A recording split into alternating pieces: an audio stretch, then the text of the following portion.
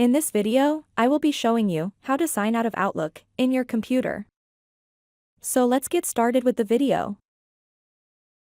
Signing out of Outlook in your computer, you can do it through your Windows application and not the Outlook application. First, click both the Window key and the I key on the keyboard. This pop-up window will appear. Here, click and enter Accounts section. And on the left, click Email and Accounts tab. Next, on the right side of the screen, when you scroll down, you will see all the accounts signed into or added in Outlook.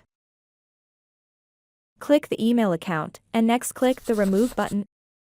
And again, you need to click the Yes button in the pop-up window, which will remove all your Outlook account data and sign you out.